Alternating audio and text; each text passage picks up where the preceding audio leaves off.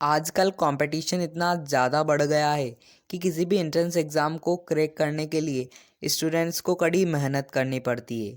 लेकिन मेहनत के साथ साथ कुछ टिप्स और ट्रिक्स का इस्तेमाल किया जाए तो सफलता बड़ी ही आसानी से मिल सकती है।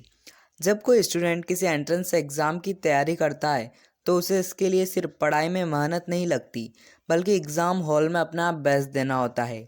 इन सभी बातों को ध्यान में रखकर मैं आर के कुछ ऐसे टिप्स लेकर आया हूँ जो आपके लिए बहुत ही फ़ायदेमंद होंगे। वीडियो को प्रारंभ से लेकर अंत तक ज़रूर देखना। यह वीडियो आपको आपका बेस्ट करने में बहुत ही मदद करेगा। वीडियो को लाइक भी कर देना ताकि मेरे अंदर हौसला आ जाए। प्रॉपर स्टडी प्लान यानी व्यवस्थित योजनाएं बनाएं।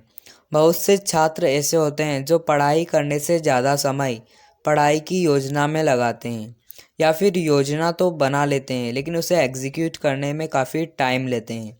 जो भी स्टूडेंट्स एंट्रेंस एग्ज़ाम की तैयारी कर रहे हैं उन्हें इसकी पढ़ाई के लिए अच्छी योजना बना लेनी चाहिए और उन सब्जेक्ट पर ज़्यादा ध्यान देना चाहिए जिसमें वे कमज़ोर है। हर सक्सेस स्टूडेंट में ये कॉमन हैबिट है कि वह स्टडी प्लानिंग बहुत ही बेटर तरीके से करते हैं।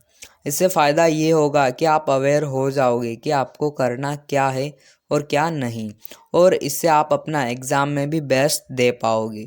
Set a goal in a day. अपना लक्ष्य निर्धारित करें। अगर आपको किसी भी फील्ड या फिर किसी भी वर्क में सक्सेस पाना है तो सबसे पहले आपको गोल सेट करना पड़ेगा, और वो गोल आपके दिमाग में फिट होना चाहिए। जब आप सुबह उठते हो तो अपने गोल्स की एक लिस्ट बनाओ कि आज आपको क्या क्या पढ़ना है और कितना समय पढ़ना है, कौन सा सब्जेक्ट पढ़ना है। जैसे आज आपको इकोनॉमिक्स, हिस्ट्री, ज्योग्राफी का ये चैप्टर पढ़ना है तो उस चैप्टर को कितना टाइम देना है। मतलब यहाँ भी आपको टाइम मैनेजमेंट करना पड़ेगा। और उसे पढ़ने के बाद जैसे आपने वो चैप्टर्स पढ़ लिए उसके बाद अपने आप को एक रिवार्ड दो। लेकिन हाँ, पढ़ाई करते समय रिवार्ड को डिस्ट्रैक्शन मत बनाना, वरना अगर डिस्ट्रैक्शन बनाओगे तो कुछ भी काम नहीं आएगा। तभी आप एंट्रेंस एग्ज़ाम में अच्छी रैंक हासिल कर पाओगे। लेकिन हाँ, रिवार्ड को सिर्फ रिवार्ड की तरह ही लेना, डिस्ट्रैक्शन मत बना लेना। Train your mind for the exams. जब हम किसी भी डांस प्रोग्राम में जाते हैं तो इसके पहले प्रैक्टिस करते हैं, तो फिर पेपर के लिए क्यों नहीं। अगर आप किसी भी एंट्रेंस एग्ज़ाम की तैयारी करते हैं तो उसके पहले आपको पेपर की तैयारी करनी चाहिए। अगर आप किसी भी एंट्रेंस एग्ज़ाम में अच्छा प्रदर्शन करना चाहते हैं तो इसके लिए आपका दिमाग पूरी तरह से तैयार होना चाहिए। तो अब सुनो करना क्या है। किसी भी एंट्रेंस एग्ज़ाम को क्रैक करने के लिए आपको 9 से 12 यानी 9 to 12 स्लॉट बना सकते हो। और सबसे ख़ास बात, जब आपकी एग्ज़ाम के लास्ट 20 डेज बचे हो तब आप इस 9 to 12 स्लॉट को लगातार करो। अब इससे होगा क्या मैं आपको बता दूं। इससे आपकी ब्रेन वायरिंग उस तरह हो जाएगी, और जब आप एग्ज़ाम हॉल में जाओगे तब आपको यह डेली हैबिट की तरह लगेगा और नर्वसनेस तो कहीं तक नज़र ही नहीं आएगी। थ्योरी के लिए कम पुस्तकों का इस्तेमाल करें। बहुत से स्टूडेंट्स की बहुत बुरी आदत होती है कि वे एक सब्जेक्ट के लिए कई बुक्स को पढ़ने की कोशिश करते हैं, जिनमें ज़्यादातर बुक्स में एक ही बात लिखी होती है।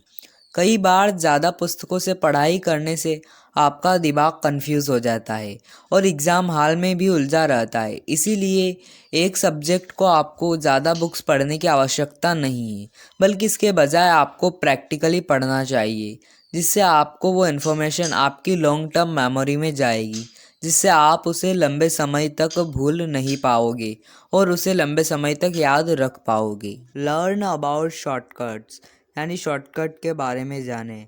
एंट्रेंस एग्ज़ाम की तैयारी करने वाले हर स्टूडेंट के पास कई ऐसे शॉर्टकट्स होते हैं जिनका इस्तेमाल करके कई प्रश्नों को आसानी से हल किया जा सकता है। इसीलिए आपको यूज़फुल फार्मूलाज का चार्ट बनाकर इन्हें याद रखने की कोशिश करनी चाहिए। शॉर्टकट मेथड का इस्तेमाल करके आप परीक्षा में अपना समय बचा सकते हो। वैसे तो आपको पूरे तरीके और अच्छे से पढ़ना है, लेकिन एंट्रेंस एग्ज़ाम के लिए सिर्फ आपको शॉर्टकट मेथड का इस्तेमाल करना है। इससे आप पेपर जल्दी और अच्छे से कर पाओ और अच्छा रैंक अपने एंट्रेंस एग्ज़ाम में हासिल कर पाओ। Solve previous years paper. पिछले वर्षों के प्रश्न पत्रों का अभ्यास करें। अगर आप किसी भी एंट्रेंस एग्ज़ाम को सफलतापूर्वक क्रैक करना चाहते हैं तो इसके लिए आपको पिछले वर्ष के क्वेश्चन पेपर्स को सोल्व करना चाहिए, जिससे आपको परीक्षा का स्तर भी पता चलेगा और इसके हिसाब से आप अपने मार्क्स को भी कंपेयर कर पाओगे। और ये आपको हर एग्ज़ाम में करना चाहिए, क्योंकि इससे बहुत फ़ायदा मिलता है। इसे आपने पर्सनली एक्सपीरियंस ज़रूर किया होगा। आपको वीडियो कैसा लगा कमेंट में ज़रूर बताना। वीडियो को लाइक भी कर देना और चैनल को सब्सक्राइब भी कर देना।